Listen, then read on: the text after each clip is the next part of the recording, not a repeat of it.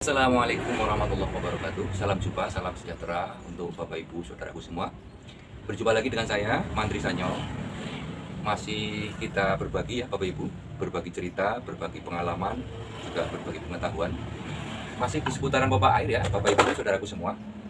Kita ingin berbagi pengalaman, berbagi pengetahuan, sehingga nanti ketika pompa air Bapak Ibu di rumah menemui masalah, bisa diatasi sendiri tentunya dengan referensi pengetahuan yang sudah Bapak Ibu dapat dari konten kami atau konten saya Mantri Sanyo, sehingga masalah-masalah yang sering timbul pada pompa air bisa kita atasi sendiri. Bapak Ibu saudaraku semua, ketika pompa air Bapak Ibu yang biasa dipakai di rumah mengalami satu masalah ya, masalahnya itu bermacam-macam ya Bapak Ibu. Mungkin aliran airnya semakin kecil, atau suaranya bising, atau ketika dicolok ada suara dengung tapi tidak berputar dan sebagainya. Nah, sekiranya Bapak Ibu ingin memperbaiki sendiri, tentunya harus dipahami cara kerja sebuah pompa air itu seperti apa, kemudian komponen-komponen yang ada di dalamnya itu apa saja, sehingga nanti bisa dianalisa dengan akurat ya, tidak asal-asalan ya Bapak Ibu. Perlu diketahui bahwa secara sederhananya pompa air itu dibagi menjadi dua ruangan ya Bapak Ibu, yaitu satu ruang penggerak atau motor penggerak, sering kita istilahkan dengan dinamo. Terus yang kedua ruang penghisap. Hanya ada dua ruangan ya, ruang penggerak dan ruang penghisap. Di antara dua ruangan ini tentunya memiliki komponen-komponen pendukung atau onderdil-onderdil yang berkaitan satu sama lain ya. Nah, pada kesempatan ini nanti saya akan jelaskan salah satunya.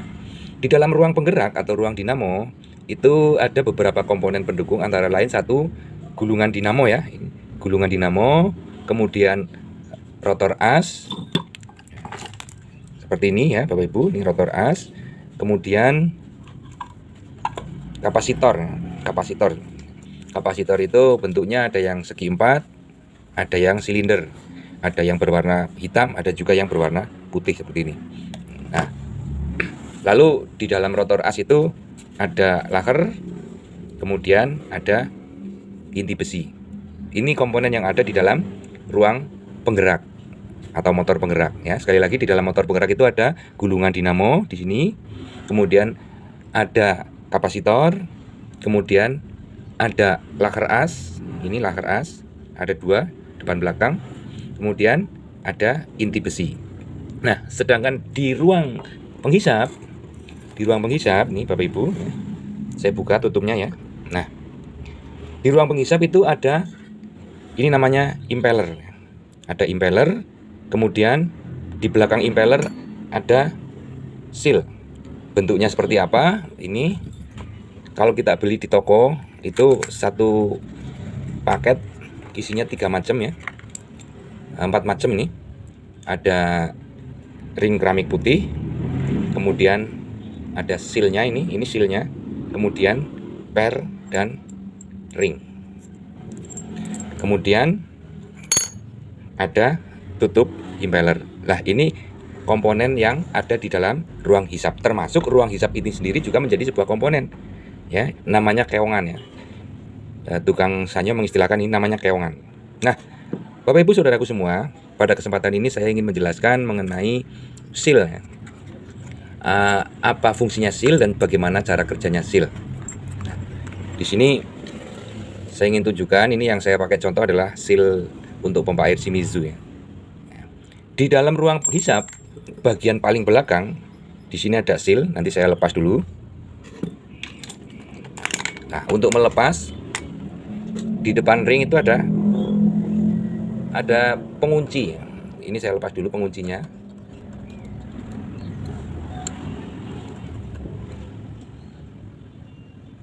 Nah, ini penguncinya sudah saya lepas. Kemudian ringnya saya lepas. Kemudian pernya saya lepas. Nah, di depan per ada seal. Terakhir di bagian paling belakang itu ada ring keramik seperti ini ya.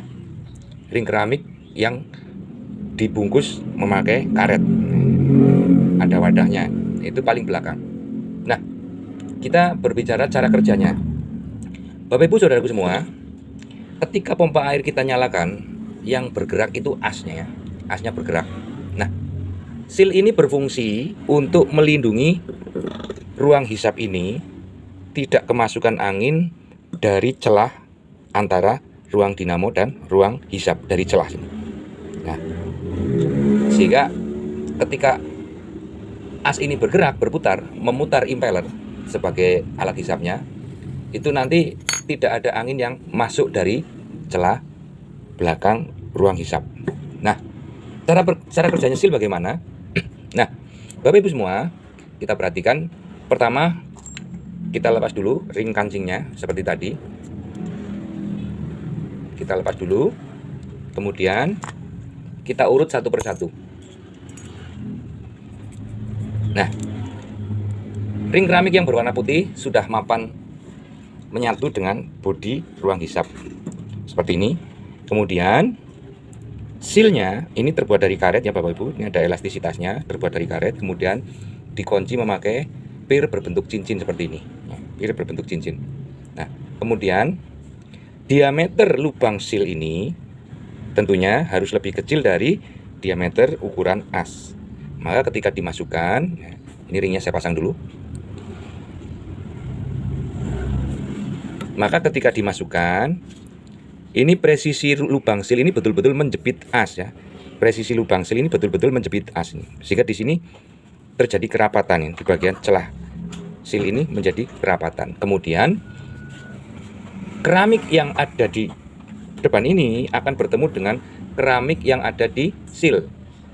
Bapak Ibu sekalian, di bagian seal depan ini ada keramik berwarna hitam. Nanti akan ketemu dengan keramik berwarna putih seperti ini. Nah, menyatu. Lalu kemudian menyusul per. Setelah per kemudian ring. Nah, setelah per kemudian ring. Nah, setelah ring kemudian baru penguncinya. Saya pasang dulu penguncinya. Nanti saya jelaskan cara kerjanya. Nah, setelah terkunci, ini betul-betul harus masuk ke dalam guratan as. Di sini ada guratan as ya, Bapak Ibu. Di sini ada guratan as. Di sini ada guratan as ini. Nah, ring pengunci ini harus betul-betul masuk ke guratan as. Nah, masuk di sini. Nah, seperti ini. Nah, maka per ini akan berfungsi menekan seal untuk selalu nempel terhadap keramik putih. Sehingga ketika as berputar, ya, yang berputar itu asnya ya Bapak Ibu sekalian. Nah, ketika as berputar seperti ini, keramik itu akan selalu nempel. Nah, yang berputar sealnya. Nah, sedangkan keramik hitam yang ada di seal dan keramik putih yang ada di belakang ruang hisap akan selalu nempel. Nah, disitulah akhirnya akan terjadi kerapatan antara ruang hisap dengan ruang penggerak ini, tidak ada kebocoran di celah lehernya mesin. Nah, kerusakan yang sering terjadi pada seal adalah ketika karet yang ada di seal itu sudah bantat ya Bapak Ibu sekalian.